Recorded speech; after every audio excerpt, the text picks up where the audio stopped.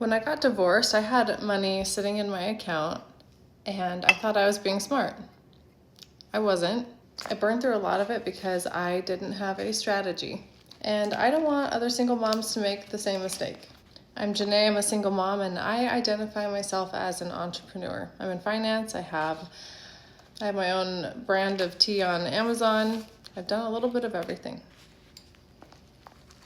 Before becoming a mom, I was a hairstylist and an esthetician. But once I became a single mom, I hadn't worked in the industry in probably like 7 years, and I knew I didn't want to go back into something where my time was tied to the amount of time that I was there.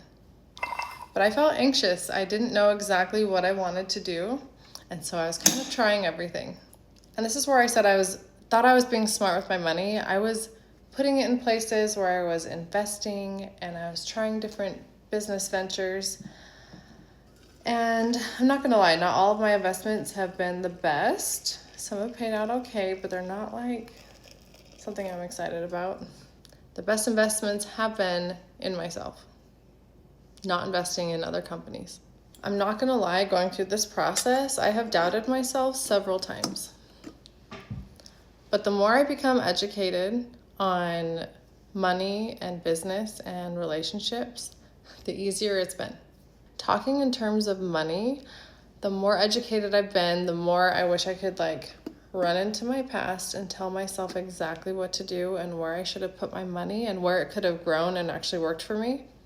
But instead I've had some expensive lessons, and I wish I can reach the single moms that are starting into this life that actually either didn't get something in their divorce, or maybe they got something and they have no idea what to do with it. I'm like, I want to find them and tell them exactly where they can put their money and what it's going to do.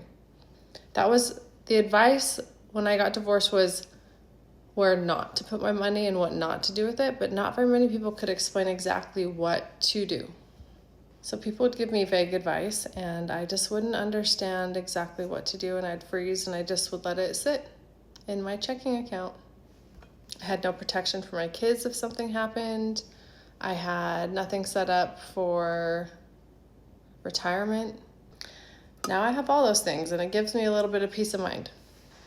Since then, I've talked to hundreds of single moms on my social media accounts, and very few have any kind of plan. They don't have any kind of protection for future, any protection for loss, any protection if something happens to them, something for their kids. And it's a little bit scary.